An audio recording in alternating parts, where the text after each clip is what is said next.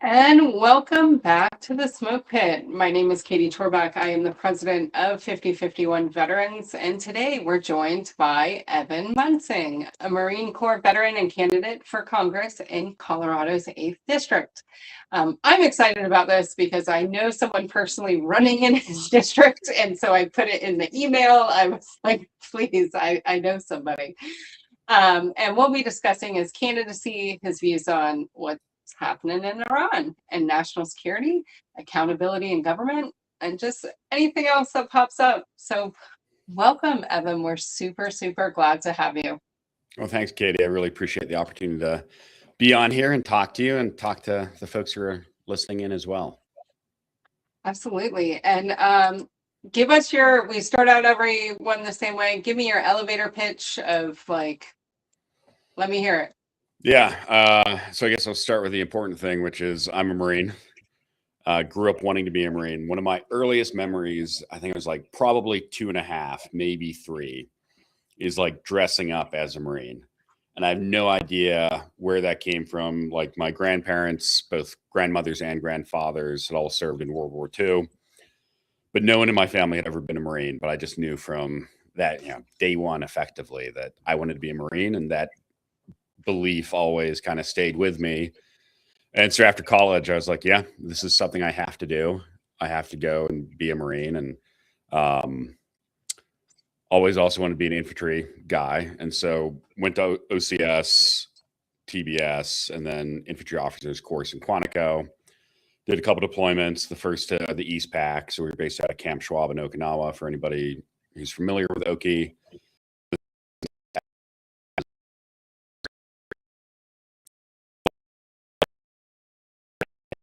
Frustrated with people in Washington, because I think we all saw that we were fighting a war that we weren't winning. We didn't have a strategy to win it. I don't even know if we had a definition for what winning in Afghanistan really meant. And we were there, guys were there on their 5th or 6th or 7th deployment with me.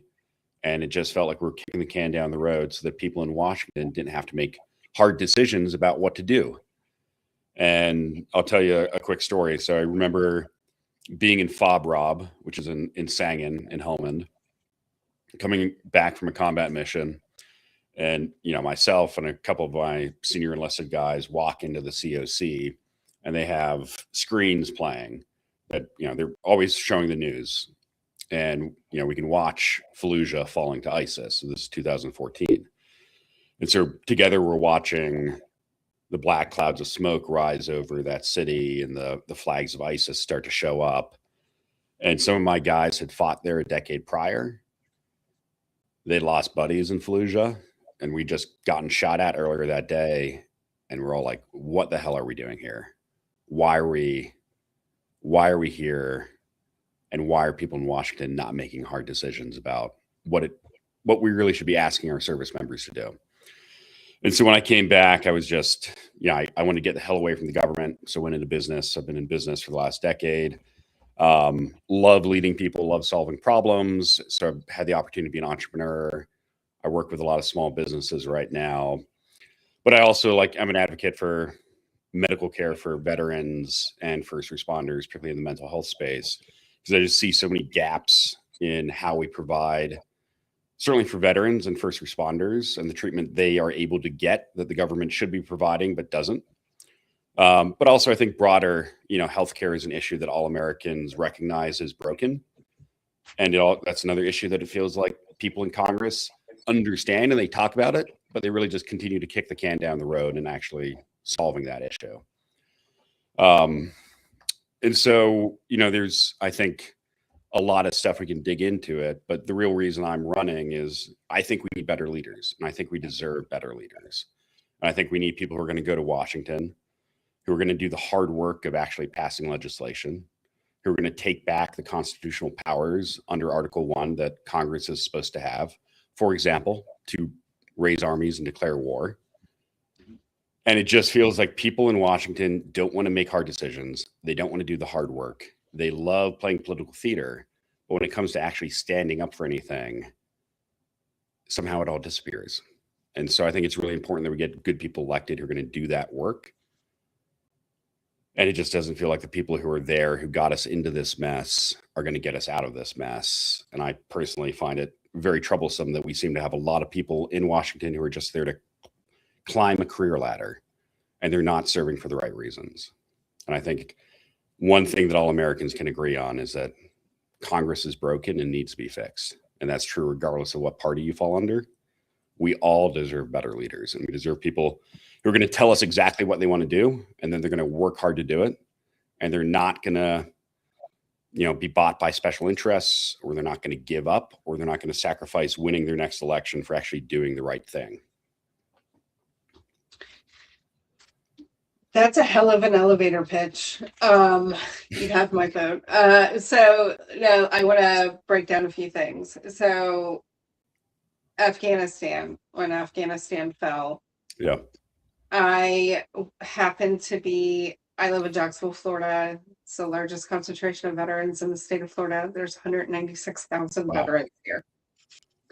Quarterly, we do a meeting, and I was at that quarterly meeting. It was that day.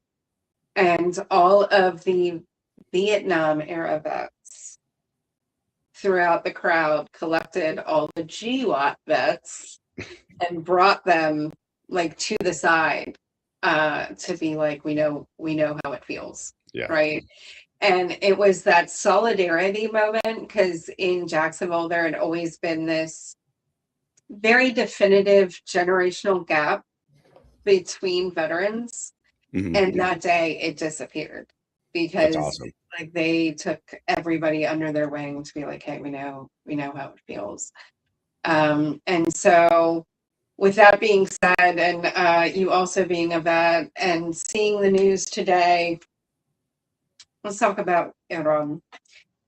Well, before you say that sparked something for me, which is I find it interesting that there was that generational divide. Because when I'm out stumping and I share my story, I oftentimes have Vietnam vets come up to me and say, "Wow, I know exactly what you experienced, because that's what I felt in Vietnam."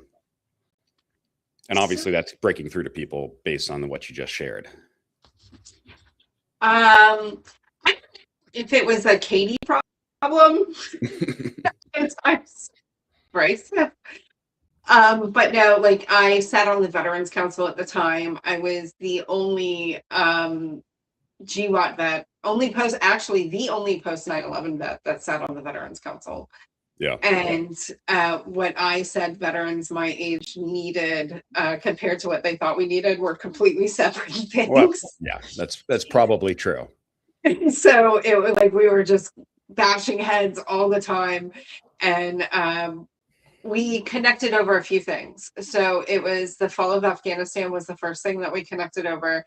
And then when I was talking to before we came on, when I was doing all of the work in the MST advocacy space, yeah, they did not believe me at first. And so I brought 5 generations of women to tell their stories. And I changed those men's mind. And that's they awesome. came That's out great. to the next action to hear survivor stories and to see how they could get involved to fix it for the next generation.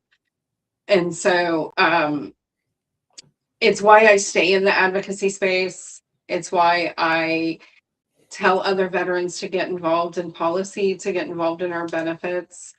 I have a deep understanding that the reason we have the benefits we have today is because of the Vietnam era.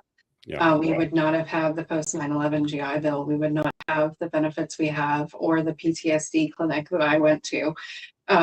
We wouldn't have that. And so I took it as a torch passing to my generation to fight for the next generation to maintain and better their benefits than what I have. And just like you said, your grandfathers on both sides fought in World War II. I am a 5th generation veteran in my family. And so I take it to heart to fight for the next generation. Yeah. Because I would love for my 2 daughters to serve eventually if the dumpster fire of what's happening right now stops. Yeah. And let's talk about that dumpster fire, because this next generation of warfighter today is facing the same realm of possibility that we all faced when we joined.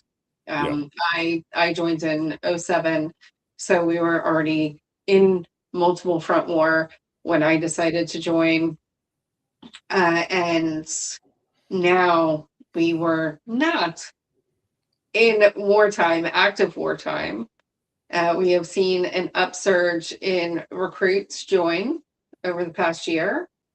And now we see a full-scale war.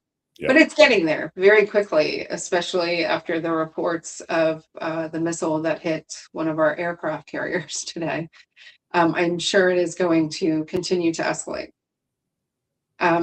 What are your thoughts on Iran and Israel overall?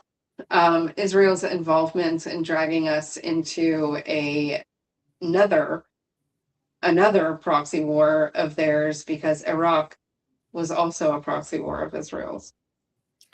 So I think the first thing to point out is this is a pattern that we're starting to see, which is that Trump is driving us down a path that as a country, I don't think we want to go, right? And you saw in his first administration, I think he bombed 7 countries. In his first year, he's bombed 7 countries. And he attacked, he committed an act of war against Venezuela. And Venezuela is a dictatorship. But attacking a foreign leader is an act of war. And now he's taking another step further, which he's not only attacking a foreign leader, but he's bombing the country and launching missile attacks. And to me, this is incredibly problematic for a number of reasons. The first is we are going to get dragged into war, right? These are acts of war. And we are going to see American soldiers dying overseas for a war that we don't agree with. And we're going to see taxpayer dollars going to fund this. And, I'm sure you know that in Iraq and Afghanistan, we lost almost 7,000 lives. And we spent $3 trillion to fight those wars. And I came into Afghanistan kind of in the middle of that. The Taliban were there before we arrived, and the Taliban are there right now. It is a hell of a lot easier to kill a foreign leader than to build a stable nation. And maybe you take out Khomeini and maybe you kill a bunch of his cronies and he's a horrible guy. But there's a big difference and a big gap between getting from there to having an Iran that is free and democratic and stable and can be an ally. And that in-between space is a lot of chaos and a lot of danger for the U.S. and potentially a lot of casualties for us and a lot of money we're going to pour down the drain in an era where Americans can't afford healthcare, groceries, and housing. And so that's deeply problematic. I also think it's incredibly problematic that we're going to war without congressional authority, right? Because it is, our Constitution says very clearly that it is Congress that declares war, Congress that raises armies, and it is Congress that provides the funds for those wars. And in the entire time that we were in Afghanistan over those 20 years, after we went in, there was barely the Congress took to actually agree to continue the war. And so this guy was saying about once we kind of go down that train, the inertia carrier, a lot of people who lack the moral courage or the understanding of what it means to fight, who will say, no, we shouldn't go down. And so I worry it starts us on this train and that we're going to just get deeper and deeper and deeper. And we're going to end up in another war, an endless war that we don't want to be in, that's going to take a lot of American lives, that violates our constitutional separation of powers. And we're going to spend, trillions of dollars fighting this war and a lot of American blood for nothing. I mean, absolutely. We saw in our generation, right, the forever war, and we're at 250 years this year of our nation's founding. And I believe it's somewhere around 238 we've been at war as a nation. And I was hoping falsely that, we'd go one generation without a war. But something you said caught my ear, right? Because I was telling you I am a policy nerd, and Yeah. we're talking about Congress, and I'm a constitutional conservative and believe in the Constitution, right? Yeah. I think the bigger problem here that is not talked about enough is the authorized the use of force, Yeah. right? The AU MF. So after 9/11, it has been used more and more for military aggressions across the world because within that piece of policy, it's like 30 days. Like if it extends over 30 days, you either have to extend it or you have to go to Congress. And so I am of the belief system because I believe that the war powers belong to Congress. They do not belong to the executive branch at all.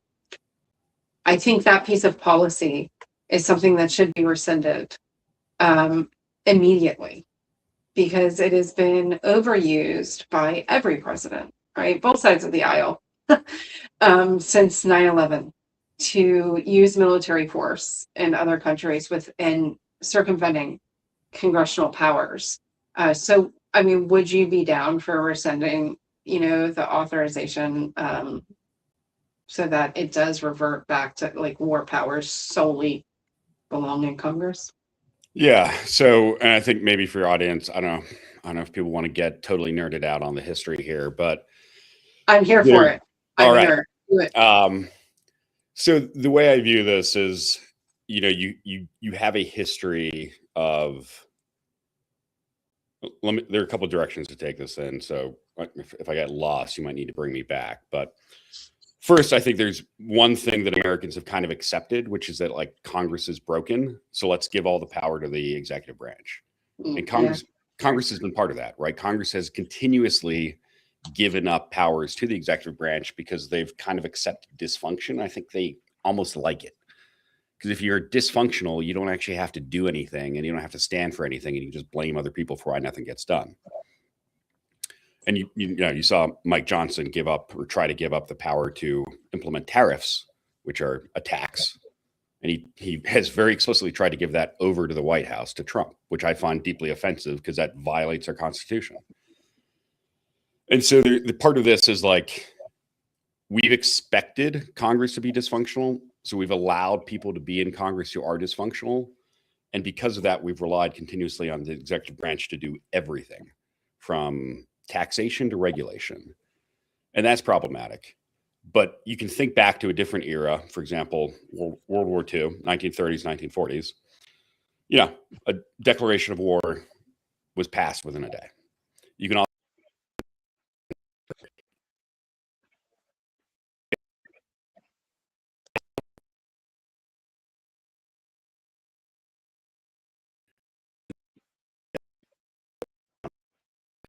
an era of America where and could move really quickly. And I think there's this whole bullshit.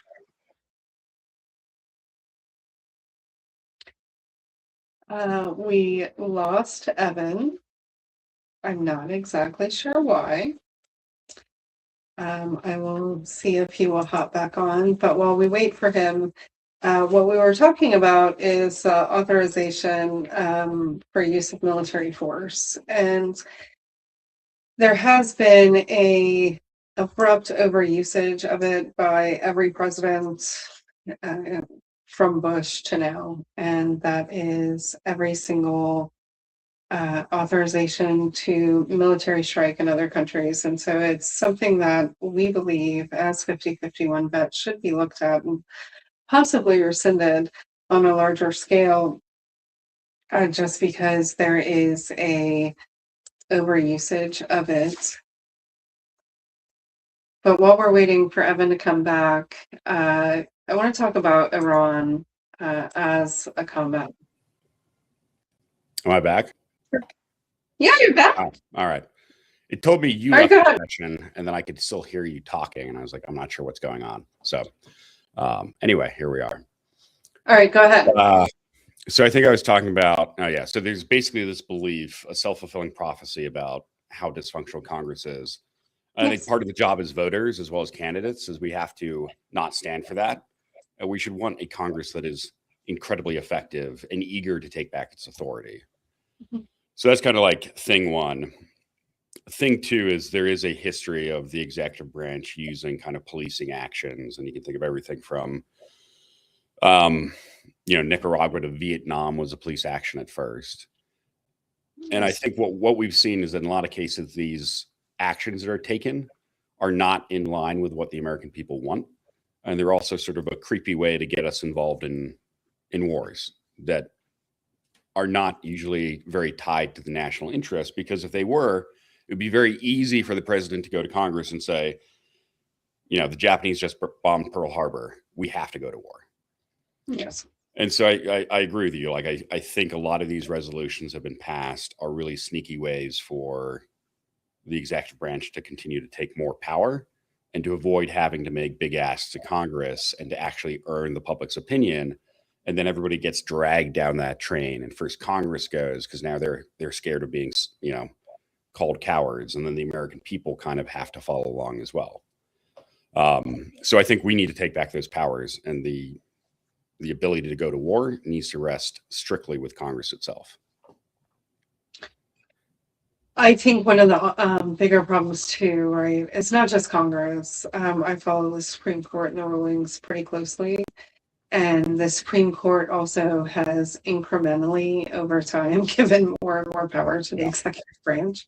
Yeah. And so I think that is another issue that needs to be discussed, right? At least now we did see the Supreme Court finally push back and say, no, that solely sits in Article 1 for the Congress. So that was nice of them to see that. And I found it interesting, right? Because I have a lot of Republican / some far right MAGA friends who always celebrate every Supreme Court case, right? Yeah. And they lose one. And I go online to see what the chatter is, and they're like, they're corrupt. Like, you've won every other one. Like, take the L, my guy. We have taken every other L. Just take one. So no, I do think that congressional power does need to be taken back. And we're allowing our elected representatives to not do their job. Yeah. To not get things done, to not negotiate, to consistently, no matter who's in power, it's pretty consistent of a deadlock. Yeah. And it baffles me sometimes of how did we get here where we just elect people to go, just kind of hang out. Nobody can really get anything passed without arguing or giving their soul or selling something of their districts to get the vote. And it's disappointing, because I do believe that the Constitution is the greatest framework to ever exist for government if it's followed. Yeah, I agree. It's a document you and I swore to defend with our lives. So it is very important to me. Yeah, I want to go back to your comment on the Supreme Court, because I think one of the things that's really disturbing to me is how partisan the Supreme Court has been, right? And we've kind of accepted that it's partisan, whereas it really should be a nonpartisan body. And yet, people on the bench will time their retirements based often on who's in office. And then obviously some of them die. And so I've come out publicly saying that we need term limits on the Supreme Court, 18 years, for two reasons. One is clearly some of them don't know when to retire. And we run into the same problems where you have people who are aging and not able to do the job or dying. And that creates problems in and of itself with transition. And the second thing is we should want even turnover in the Supreme Court to ensure that it is at least bipartisan, but ideally nonpartisan, because these are people who are making extremely important decisions about a sacred document, about our Constitution. And we shouldn't want it to be political theater. And we shouldn't want people cheering decisions just based on party allegiance. We should be saying, oh, that's the right decision for the country. That's the right decision to protect our constitutional framework. I think the second thing, going back to your other point about congressional dysfunction, is I think money has a truly corrosive effect on politics. Oh, God, yeah. And the fact that we don't have campaign finance reform is one of the real reasons why there is so much dysfunction, because you have people in Congress who end up thinking more about how to serve their donors and how to serve special interests. And donors do not live in your district necessarily. The special interests who are funding your campaign or the lobbying groups who are funding your campaign do not live in your district. They're not the people you're supposed to be representing. But if what you care about is staying in power and winning your next election, I think oftentimes people will say, well, my donors aren't going to like it if I do this. The lobbying groups won't like it if I don't do this. And so they'll make those decisions based on winning the next election so they can get money, or getting money so they can win the next election, rather than on actually representing the interests of the people who they're elected to defend and protect. And I'll give you an example. Like, I think everybody understands that healthcare in the US is pretty broken. We pay a lot of money, far more than other developed nations, for far worse outcomes. Mm-hmm. And part of that's because the healthcare lobby spends $700 million a year on lobbying. That's twice what oil and gas does. And so if you think about people on both sides of the aisle who are going to be making decisions based on winning their next election, they're not going to tackle a big issue like healthcare because they're scared of the healthcare lobby. Yeah, we're partners with, I don't know if you've heard of them, and they're called Money Out of Politics. Oh, I have not. I would look into them. They have a pledge. Cool. I have taken a pledge. I've taken the End Citizens United pledge. We're partners with them too. But Money Out of Politics is a veteran-ran group who is working to overturn Citizens United. Money in politics is by far the worst thing that's happened to this country. Yeah. And it dilutes everybody's vote and voice in our government when special interests can buy their bills. And you've seen it actually recently. I watch a lot of bills across the country because the interest, or they happen to pop up as I'm watching my feeds. And the most glaring one I saw happen over the last 2 weeks was in Alabama, where an Alabama power plant, for an AI data center, everybody was like, who wrote this bill? And the guy that introduced it, he was like, I'd rather not say. Oh, and the Democrat Party was like, do these people live here? Who wants this? Nobody wants this. Y'all don't want this. We don't want this. What are you doing?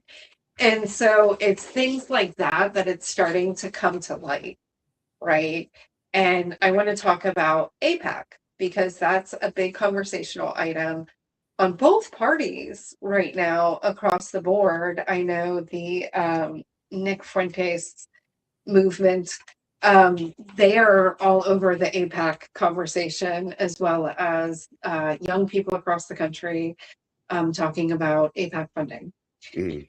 And so what is your stance on them registering as a foreign lobby?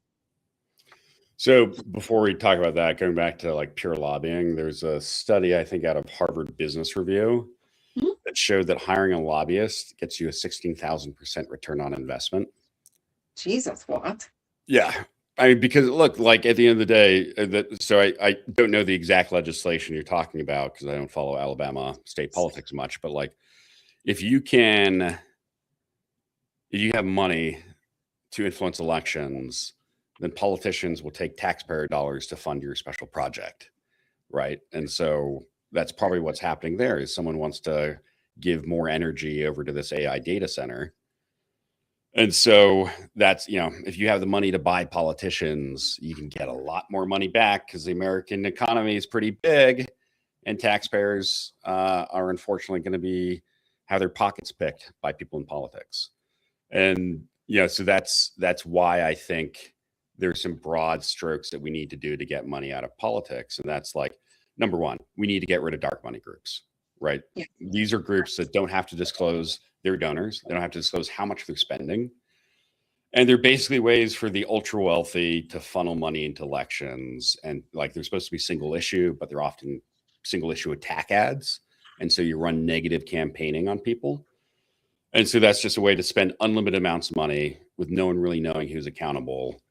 And Elon Musk was involved in some stuff in Texas around that. That was very problematic.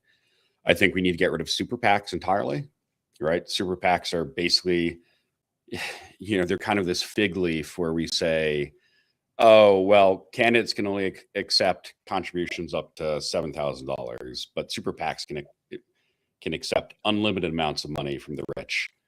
And the only stipulation is the candidate can't talk to the super PAC. It's like, all right, that's bullshit. Like you're raising millions of dollars into the super PAC that is aligned with you as a politician. Of course, they're just going to mimic all your advertising. The third thing is we need to end corporate PACs entirely. Like corporations are not people. We need to rewrite the rules around corporate personhood to take away the ability for corporations to spend money on elections. Because at the end of the day, like corporations are full of people, and those people can vote. But in all this conversation, we need to get rid of this bullshit End Citizens United ruling, because when money talks, we all are forced to listen. Okay. And if you're able to run continuous 30-second ads, it doesn't help anyone, right? Because you're not talking about policy. You're just repeating something until people believe it, or they get so tired they just tune out entirely. And one of the really negative things that happens with how much money goes into politics is people get so sick of it. They get so sick of the advertisements. They get so sick of the attack ads that they just lose faith entirely, and they don't even show up to the polling station. And so I think one of the really worrying trends we've seen in America is basically people checking out of politics. And as people don't, they find no one to get inspired by, and so they don't show up to vote. Or they believe that the entire system is so corrupt that they don't show up to vote. And on the campaign trail, I talk to people a lot. And I'm obviously very passionate about campaign finance reform and corruption. And one of the things I found very worrying is when I talk about some of the corrupt stuff Trump is doing, like selling pardons, people say, well, yeah, but everybody's corrupt in Washington. He's just out in the open. So that's why I like him. And I'm just like, no. First off, it's not okay that Washington is corrupt. And second, being out of the open is not okay either. And third is it's a level of corruption that is completely incomprehensible. And so this is just stuff that we need to fix this broken system. And I think it starts with, you have to bring the stuff into the light. You have to force people to disclose their donors. You have to end dark money, super PACs and PACs. And the only way you can do that is you have to get people elected to Congress who actually really believe in that. Because there's also a problem in play, which is it's really hard to raise money as a first-time candidate. Once you're elected into office, it's very easy to call someone up and say, I'm Congressman so-and-so. I want to talk to the CEO, or I want to talk to your director. And so once you're in the system, you get to stay in power. And so there's a vested interest at play where people who are in Congress on both parties don't want to enact campaign finance reform because it benefits them. And it creates this barrier to entry. And so they get to stay in power longer, and they get to court their donors, and they get to pass legislation that benefits their donors or their special interests. And they stay there. And meanwhile, everybody's getting left behind. And I think that's fundamentally why we have such extreme wealth inequality in this country, where the extremely rich are getting much richer and everybody else is falling behind. And that's 99% of Americans. And it's really the top 0.1% who are being served. It's not even the top 1% anymore. It's just a very narrow class of the truly ultra wealthy. I think both sides of the aisle are tired of the corruption, right? At least the people that see it for what it is. And I am a firm believer that this presidency will go down as the biggest grift. In history. I think another good example of that is banning corporate stock trading, or banning stock trading rather, for members of Congress. Yeah, I was actually going to ask you about that, because there are the two different bills, right, that are popping around right now. I believe that the congressperson, their spouse, and their immediate family should all divest completely, like completely divest. And I have a firm belief that it shouldn't be put into a blind trust, just like you were saying about super PACs, right? Of like, the candidates talking Yeah. about. Same with blind trusts, right? People are like, oh, but it's blind trust. I'm like, yeah, but the blind trust is in their like son's name. Yeah. So, So, and so what's your thoughts on that? Like, how far would you like to see it go? Because I think every American would like to see the banning of stock trading by Congress. yeah. So it's something that polls at like over 80%. So it is massively popular. Yep. And it is something that has bipartisan support in Congress, Yep. but not enough bipartisan support. And going back to your comment about Trump going down in history as like the most corrupt president ever, which I fully agree with. I mean, he's just so many degrees worse than anything else we've ever seen. It is shocking to me that the Democratic Party cannot get full-throated behind banning stock trading, because you can't be the party of anti-corruption if you're allowing your members to profit off of insider information. Yeah. And so like, there are a couple things I find really offensive about this. The first is Congress steers the budget, right? They raise money and they steer the budget. And so the idea that you can be trading and making money when you know where you're going to be putting federal dollars is just obviously a conflict of interest. And the second thing is they literally have access to insider information. And that's everything from like, they get to know when drugs are going to be put through the system, when they're going to get approved. And so if you invest in a drug that you know is going to be getting approved, you have insider information. And if you're in that company, you can't do that. And so we have stronger rules over investing for corporate officers than we do for members of Congress, which is ridiculous. But they also they get to know votes that are coming up. And they're in those rooms, so they know where the votes are going. And we've seen, I think it was Bresnahan in Pennsylvania, who made some big trades on oil and gas companies right before a deregulation bill got passed through Congress. And so he's in the room seeing where the winds are blowing, and he's probably on his phone placing orders. And that's information that none of us have access to. And so I agree with you. I think if you want to go to Congress, you have to divest entirely. And part of the problem is that a lot of wealth is privately held. And so if you own 70% of company X and it gets put in a blind trust, it doesn't actually do anything because you still know it's company X. That's your company. Yep. And so you just need to divest. And the counter argument often comes oh, well, people in Congress aren't paid very well. They need to make money. Well, two things. Number one is they are, right? Relative to most Americans, are paid very well. They have great benefits. They're paid, and they're in the top 90th percentile of Americans from income. Plus, they get amazing benefits. So they are paid well enough.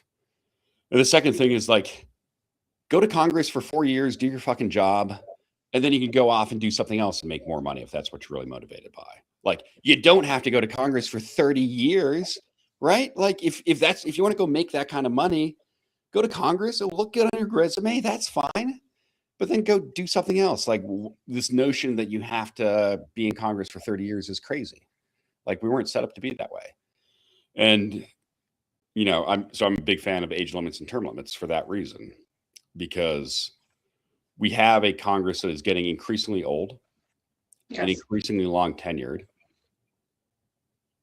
But we don't have a Congress that is getting more effective. Actually, the number of bills that Congress passes has gone, down steadily since the 1960s. And so people aren't demonstrating that they should be in there for longer. What you would expect is if you're spending, 12, 18, 24 years in Congress, that you're getting better and better at getting stuff done. But that's just obviously not the case. Mm-hmm.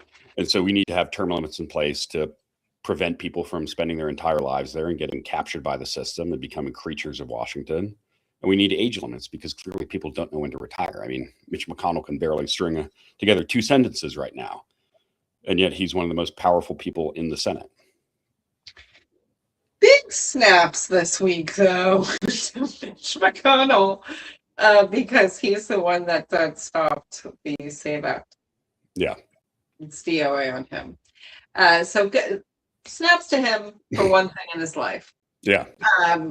So well, that's another thing. It's amazing to me how people finally have moral courage when they decide to retire. I know. I know. It makes me very, very angry. But let's talk about term limits for a second, because most people don't understand how term limits have to be accomplished. So the only way term limits can be accomplished, there's two ways that they can be done. Either the RNC and DNC, or whichever party that you hail from, has to put it in their charter, or there has to be a constitutional amendment. Because the Supreme Court has ruled that term limits are unconstitutional because it usurps the will of the voter. Are you? Which I disagree with, by the way. I think that's a bullshit argument from the Supreme Court.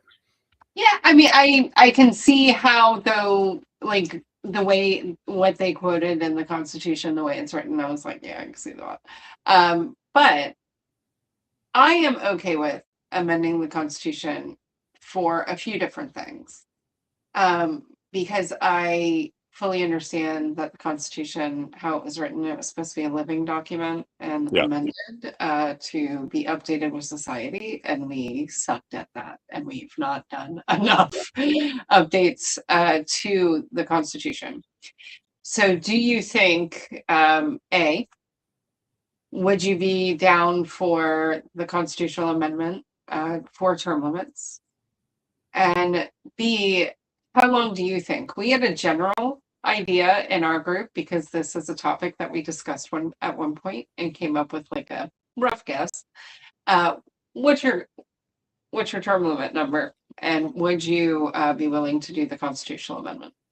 So I want a constitutional amendment for age limits also. Because limit, we already have age limits in the Constitution. It's just on the low end, right? You can't vote until you're 18. You can't be elected to the House until you're 25. You can't be elected to the Senate until you're 30, and you can't be president until you're 35. So our founders said, like, look, probably there are some mature people who could vote at 15, for example. But we know generally people, have to be a certain age to do things. And there was an inherent age limit in that era, which is if you wanted to go to DC, you had to get on a horse. And so you had to be physically focused. You had to be physically able to actually do that work. And that's obviously no longer the case. And so I think we do need that. I think we need term limits. I think we also need campaign finance law to be encoded in the Constitution, because we can't rely on the Supreme Court to do that. And what I propose is 18 and 24. So 18 for the House and 24 for the Senate. So 4 terms for the Senate. And the way it would work is like, if you do 18 years in the House, you can only do 6 in the Senate. Long now. No. Yeah, look, I don't know that there's a perfect time limit, but there has to be. There should be benefits to people who go there for a long time and learn. And I think if you have campaign finance reform, it becomes easier to get the bad people out. And so I think. Okay, what's your proposal? What did Katie come up with? Well, no, our group, like, we didn't come up with like a solid number, but we thought like 12-ish, like 2 terms for Senate, and then it would be 6 terms for the House. But like 24 years, man. Well, so and then how does that work? So if you do 12 years in the House, can you then do 12 years in the Senate? No, it's a combined. Interesting. And that was just our proposal. My pushback on 24 years, right, is 24 years is a quarter century, right? So that is, it's not a quarter century. I understand it's 25 for anybody watching. I understand it's 25. I just feel like you shouldn't like we just said it, like you shouldn't be there to be like a career official, and most people like military careers are 20 years. And but on the other end, I do hear your argument for continuity and fully understanding how the process works. I don't know. So I think for me, the bigger thing is if we could get campaign finance reform, I think it really changes that need. So, like, we've had great people who have served in the House and the Senate for many years, like Thaddeus Stevens, who served in the 19th century, really amazing guy. And I don't think there's a perfect number for age limits or term limits, rather. You're never going to find, like, oh, there's the magic number that solves everything. Yeah. I think campaign finance reform really solves that because it erases some of these incumbent advantages that benefit people and prevents turnover. And I also think anti-gerrymandering laws are really important for that as well. Yes. Yes. Yeah. I live in Florida, and Ron DeSantis, we have one of the shortest sessions in the country. And people don't realize that about Florida. So like all of our bills this session have been horrendous compared to the last few years. And they weren't able to get to redistricting in Florida because of all the other fascist bullshit they were doing. Yeah. So they're going to do a special session for redistricting here. And I grew up on the south side of Jacksonville, but now I live on the north side of Jacksonville, and I'm currently out of town. But the district I live in was gerrymandered, I think like 4 or 5 years ago, and we lost our Democrat representative. And so now they're going to gerrymander it again, and then we're going to get 2 Republicans instead. It's just like, oh, this is great. This is great. Again, it's all these different ways that people who are in power shape the dynamic of how you get to power so they can stay there for longer and they can be protected. And I find that deeply offensive. And it should be deeply offensive to all Americans because this is how we have our voice. This is what our country was founded on, is that your vote matters and you have a voice. You can exercise your freedom of speech, your freedom of assembly, your ability to vote. And that's how we protect ourselves. And that's how we create a really good country to live in. And it feels like we've let people in Congress walk away from that. And it's deeply problematic. Yeah, and it's those freedoms, right, that are enshrined in the Constitution, the oath we took to freedom of speech, freedom of assembly, freedom to redress the government. And so let's talk about accountability, because we've been there, right, about Congress. Yeah. Let's talk about accountability of cabinet members and of departments. Okay, I love it. Okay. And so impeachment, right? We're members of the removal coalition. We have been for a long time. We're on the impeach, convict, remove train. However, if we do not flip the Senate, it's not going to happen. And I am not a firm believer, and this is a personal Katie thing. I am not a firm believer, if we don't flip the Senate, that it's worth impeaching. If we flip the House and we don't flip the Senate, then let's not waste the time. Let's actually do other shit, because there are other means of accountability. And so accountability for what is happening currently. I don't know about you, but I live in an area where ICE operations are happening. Yeah. That people are being kidnapped by the federal government. And they are in full battle rattle. Yep. Masked. Yep. Don't identify. And I know we had to follow an ROE. We had to act according to international law, the Geneva Conventions. American law and military standard, right? The UCMJ. We had to follow all of these myriad of things, and still have the military bearing Yeah. to not shoot civilians, to not kidnap children, to not commit abuses in detention, because when we did, Abu Ghraib happened, and those people were held accountable. Yep. 100%. And so when we're talking about accountability, what does accountability look like to you for what's happening currently across the country when we're using federal agents to, in my opinion, commit acts of terror across American soil? Yeah. I mean, I don't think it's an opinion anymore, right? We've all seen the photos. We've seen the videos of Alex Preddy being held down, Yep. disarmed, and then shot multiple times. Executed. We've seen, Liam Ramos, who was that kid with the bunny hat, get torn apart from his family.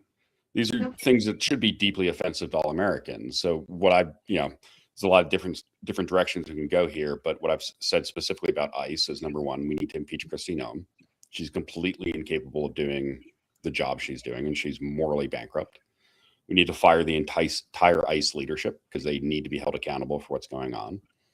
We need laws that demask officers, that force them to wear uniforms, right? Because a lot of ICE isn't even wearing a uniform, and we should expect law enforcement, be it state, local, or federal, to actually look like law enforcement. They should have to wear badges. They should have to wear body cameras.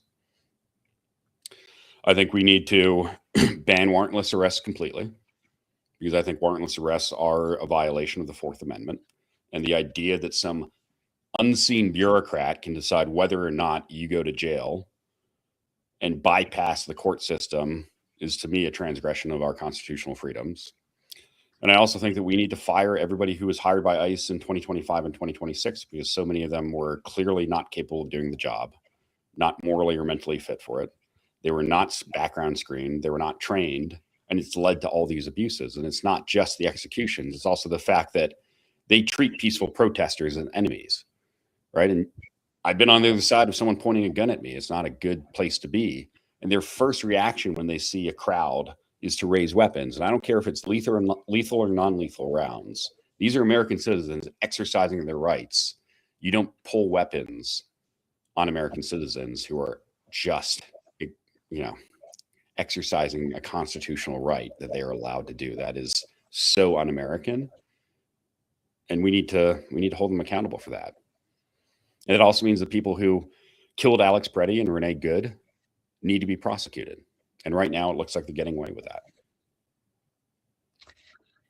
I think part of the problem, right, is some of these atrocities are being committed by people who have been in CBP or DHS for a while. Yeah. And it's not just all the new people. I was actually having a conversation with, we were talking, and I work in the construction industry as like my day job. And one of my inspectors came by for an inspection, deeply Republican.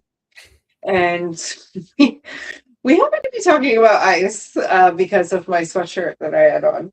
And I'm wearing it now. Fascism is bad. It's a conversation starter. Yeah. Oh, yeah. I feel like everybody should be able to agree on that. But you'd be surprised. We were talking about ICE, and we were talking about training, because he was also a vet. He was a Navy vet, and I was in the Army. So we're talking about training, and then he was like, yeah, but they go to training for like 6 months. And I was like, my God, they go to training for 47 days. Yeah. And he was like, 47 days? He was like, don't tell me it's because Trump's the 47th president. And I was like, anyway. I never made that connection, but okay. That's what it is. And he just kind of looked at me and he goes, oh. And I said, so do you see why what's happening is happening? And he went, mm-hmm. And I went, yeah. I mean, which isn't just by itself is a nutty idea. I mean, boot camp's 13 weeks, right? Like the idea, and then there's multiple schools after that. Uh, I don't even, yeah. So the idea that in less than 7 weeks you could fully equip someone with not only the weapon skills but the strength of character, the training, the knowledge of our legal system is just completely ridiculous. Well, you saw the testimony of the I think it was an ethics lawyer this past week that was training ICE, and they were telling him to lie about certain things, and he was like, "Yeah, I can't." Yeah. And it's such a convoluted thing, right? Is when you go through, there's two camps of these people within ICE. There is the obvious Proud Boy Boogaloo movement who now can get paid to terrorize people, and this is their like wet dream romance. They get to terrorize brown people and get paid for it. I think that there is that camp. I also think that there could be a camp of people who are struggling, who need to pay bills in this economy, and take the job hoping that they're not going to be in Minneapolis, right? Yeah. That they're going to be in like some obscure place and maybe just be an agent. And these people in that camp who are being taught in training wrong information, I have feel for them, because when accountability comes, Yeah. and it's like, hey, are you negligent because you didn't read the Constitution or understand it fully? I hope accountability looks like Nuremberg, where we just try people for the absolute atrocities that are happening. I have a girl on my job site right now, whose parents were deported, and she is taking care of her 3 younger siblings. Wow. And you don't hear those stories. Yeah. Well, right? I do, because in my community, shit like that happens. And people aren't vocal. Like, this is the aftermath. This girl is a citizen, and her siblings are citizens. But now we have no parents. Yeah. Now this girl has had to grow up extremely quickly, throw away her dreams, and work on a job site.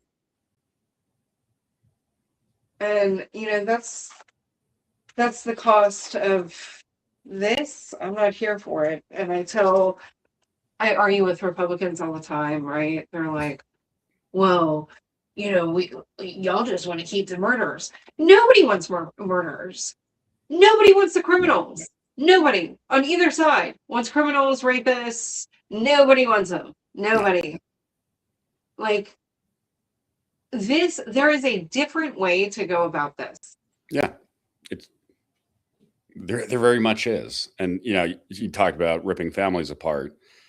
I find that to be deeply troubling. I also find the fact that our government has become very comfortable lying to people, right? Because there are tons of stories of people who are being asked to come in for a green card hearing or for some other process in their some other procedural step, rather, in their process to gain either legal residency or citizenship, or to move their visa application forward, and it gets canceled while they're there, so that ICE can then go and snatch them up. And we should never be comfortable with our government lying like that. No. And this isn't the right way to go after criminals, right? Like, ripping families apart, ripping communities apart, lying to people is not the right way to go after criminals. We did a video on it. It's on our TikTok. I did a really deep dive into how DHS works, and then compared it to international law that we're following. Yeah. The international law as of late. lot of the things that we are doing with DHS and ICE are severe violations of international law. Like it's called losing people in the system intentionally, where we intake them for the 72 hours and then we move them out of state, we keep them here and then we move them again. And it's actually against international law to do what we're doing, and in a myriad of things. And Alligator Alcatraz is owned by the state of Florida and it's run by the state of Florida. And I read the Amnesty International report about Alligator Alcatraz because it's my tax money as a Floridian. I want to build it. And the atrocities that are documented in that place. As a Floridian, like I hope they all end up in hell, in prison. What I find so deeply offensive is there are all these stories of human suffering, and we need people to step up and say no to it, right? This is not the right way to treat other humans. We need a humane process for dealing with people. And we also need to follow due process, which is our laws, to make sure that we are treating people correctly. And there have been so many cases already of, not only of these human rights and civil rights abuses, but also of American citizens being deported, which is, again, against the Constitution. And it's really shocking to see people in Congress on both sides of the aisle who are not standing up for this and are not doing the hard work. And it is high time. We're long past the point where we need comprehensive immigration reform, but we need people who are going to seize the moment and actually push for that, because that is the only path forward. This is not the right way to treat other humans. It's not the right way to treat Americans. It's not the right way to treat anybody. No. And I will say I did, however, enjoy the hearing where they were talking about deported veterans. They're like, we never deported a veteran. Just like, we have. It's like, oh yeah, all right. Which brings me, we'll bring it back to veterans. Veterans are being deported at an alarming rate, and most people don't realize, unfortunately, Obama deported more veterans than any other president, and we spoke up then about what was happening. There is a very interesting study that was done by Berkeley Law a few years ago that we read, and 96,000 veterans have been deported since Vietnam. Wow. And it was talking about their healthcare. And that's how they did the study on the healthcare, because there is a clause when you get deported that you can present yourself to a port of entry. And if you're dying, they're supposed to let you in the country as a veteran. And so they were looking at that system, but overall at deported veterans. Wow. And so we have a few partner orgs that are in this fight, that have been in this fight. One of my very, very close friends, Dee, has been fighting for deported veterans for an extremely long time and runs Repatriate Our Patriots. And so there are two pieces of legislation that have been introduced in multiple Congresses, but have gained no traction, unfortunately, and we're not sure why. They're companion bills, but they fix two separate problems. The first is streamlining the process to citizenship for service members. And I know people watching, and I've gotten a lot of pushback from veterans that are like, there is a process. Yeah, dude, there is. But as an NCO, I also know that start time training, motor pool, mission first, if we were going on an FTX, or God forbid range day, or whatever the fuck the commander decided we were doing for the day, came first. Yeah, that soldier wasn't going to JAG. And the bigger issue, and we thought about this and we got like really into the weeds on like, what is the actual issue here? Out processing. You ever go get a stamp from JAG? I don't know. What you mean, like steps and taps? Yeah, like when you're just like, if you're not only I mean, presumably I did, but I don't. I like don't if you're remember that. PCSing, right? Probably ECSing, probably. Yeah. But like when you PCS, Yeah. you don't. I have never had to go get a JAG stamp. The only time I had to get a JAG stamp is when I had a flag for an admin action and had to go get it signed off by JAG. Huh. Here's the proposal to fix citizenship, because we do have extremely predatory practices in immigrants' communities. While in basic or immediately at their first duty station, they go do their test, do their interview, do all the paperwork, everything's ready. So after first term of enlistment, one of two things happens. Either they re-enlist, and at their re-enlistment, here's your citizenship, or you decide to get out, and when you get your DD-214, here's your citizenship. And that way it kills that argument. Yeah. Because it's a streamlined process.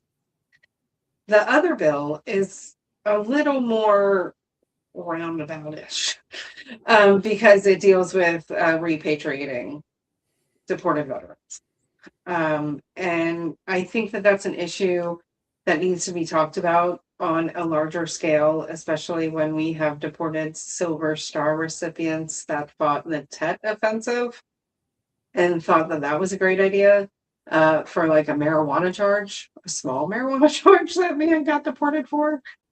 There needs to be a process, right? So one of the things we ask candidates that come on is like, will you commit to at least look at the process to try and streamline citizenship for our fellow brothers and sisters that's not dependent on NCOs or commanders, that it is like a standard process and it gets done. And will you explore different ways to try and repatriate people that should not have been deported? Yeah. Look, I think America, again, needs to be a country that actually keeps its promises. Yeah.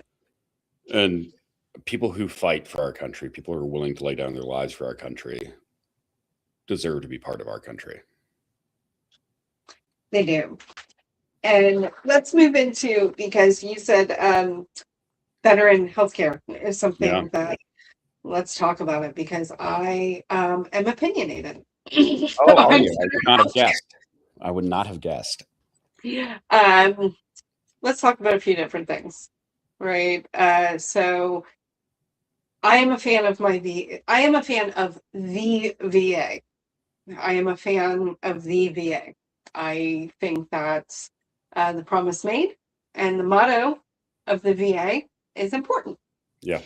And we all signed a contract with the government that we were going to do our best to do whatever the fuck they were sending us to do, right? Like whether you believed you were going to fight for democracy or you did whatever they told you to do.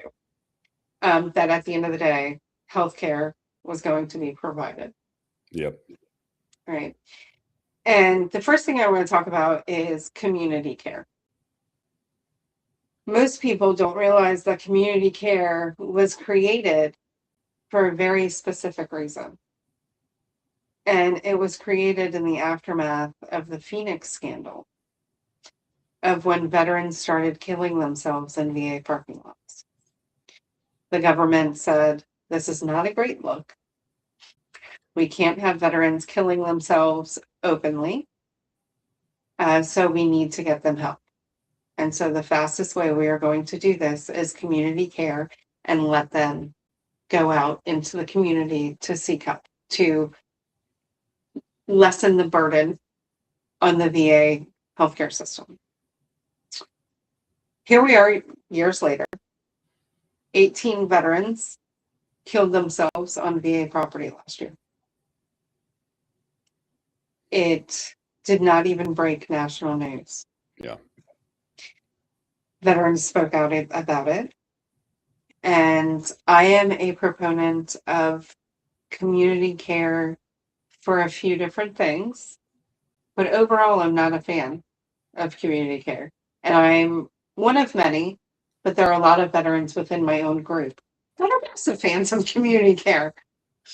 I am a believer that when we take money out of the VA system, when we take money out of the Veteran Health Administration, and we put that money into the community and not keeping it in the system, it then hinders us, our ability to hire more providers, provide better care, because the money is going to community providers instead of staying within the system. However, doing this specifically has changed my mind around a few different things. Rural veterans. We had someone from Idaho on, from Idaho District 1, and the closest VA is 6 hours. Yeah. So I think community care works in those type of instances. What do you think about community care, and how can we make sure, because veterans like myself, there's a whole institute, it's called the Veterans Health Institute, that looks at healthcare, Health Policy Institute, that has done a very detailed research into community care and how it's the stepping stone to privatization. So what's your thoughts on community care, and do you think it helps, hinders, a little bit of both? Yeah. So first, I think there's a broader question that needs to be addressed, which is like the VA overall has, depending on where you live, you get a very different quality of care from the VA. Yeah. And so there's a broader question here of how do we actually fix systemically the entire VA to make sure that if you're a veteran in Massachusetts versus Colorado versus Alabama, that you're getting good care. And I'll tell you a quick story. So one of my buddies from TBS ended up in a military advisory team, and I ripped out with him. So he was in all the same places that I was. He was just there, 6 months before I was. And he and another guy from his unit both came down with very nasty endocrine cancers after coming back. And it's something related to Afghanistan. I don't know if it was the burn pits or whatever. And he ended up leaving the Marine. First they couldn't figure out what it was. So he ended up leaving the Marines because he was so sick.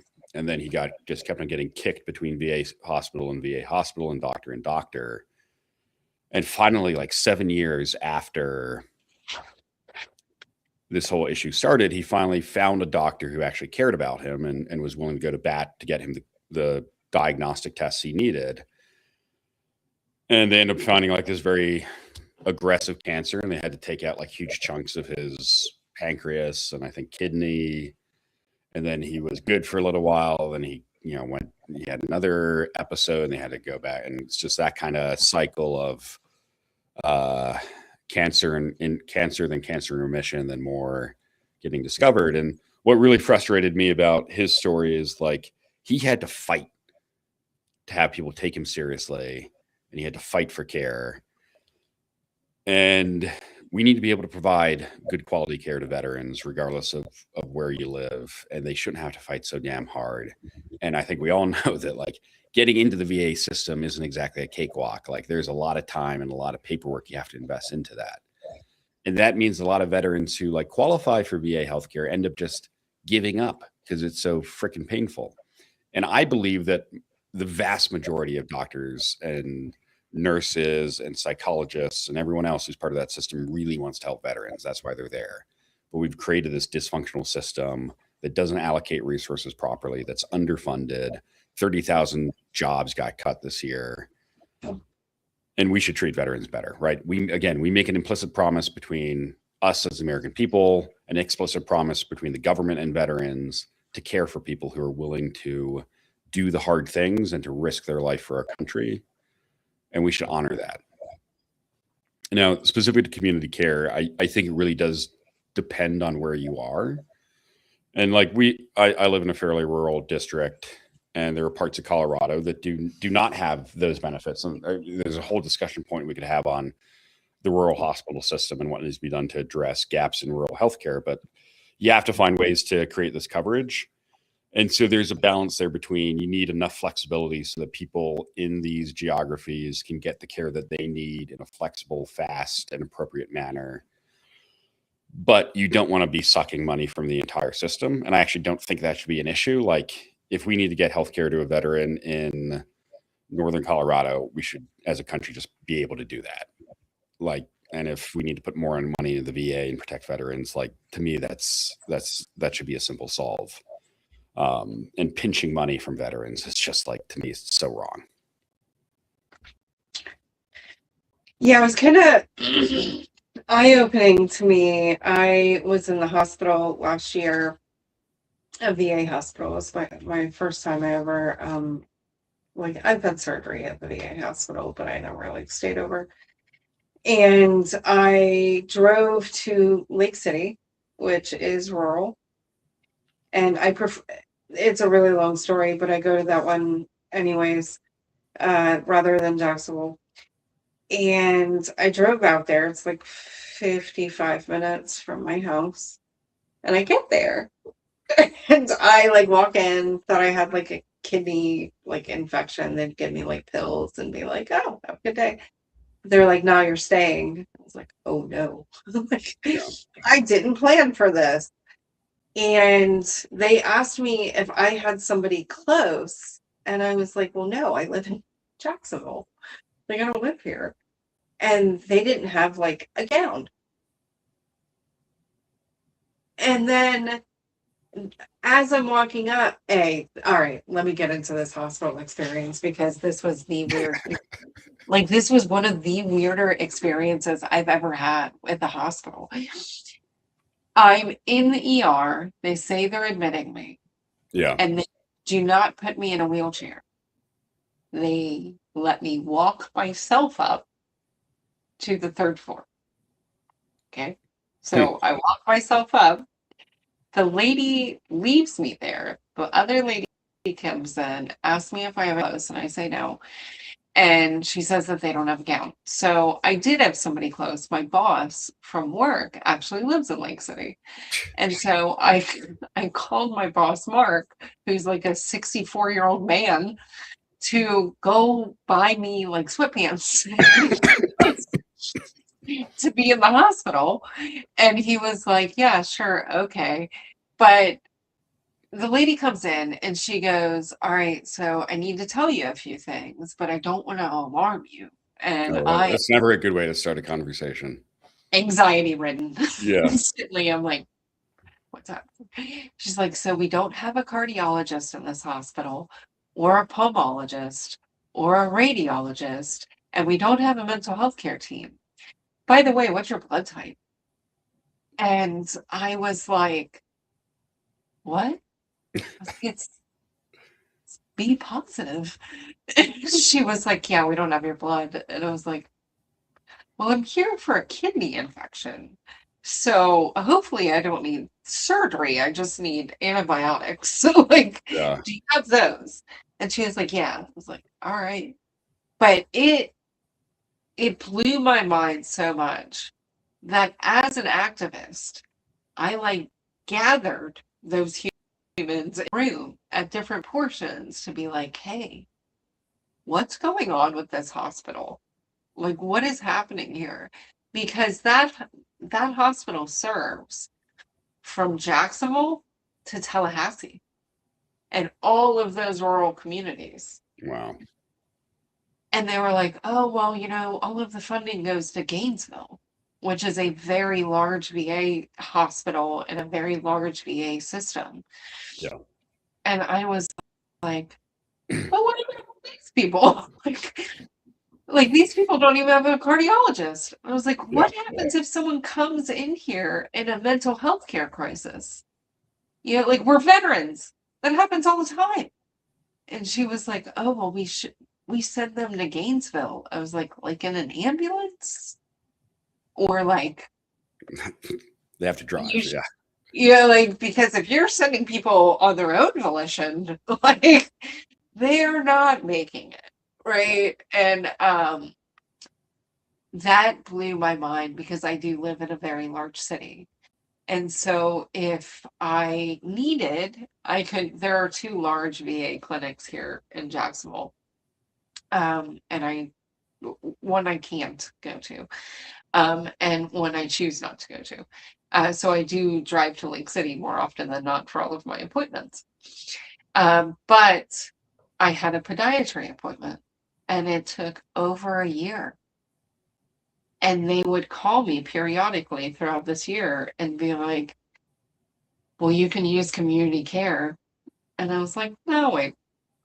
Like I waited a year Yeah. for the appointment, just because I didn't want to use community care on premise.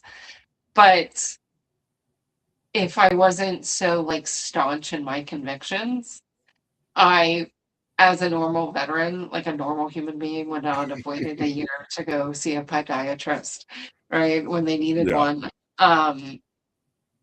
But yeah, I mean, I think we need to reform the VA, and that's going to bring one of my next questions, mental health, Yeah. right?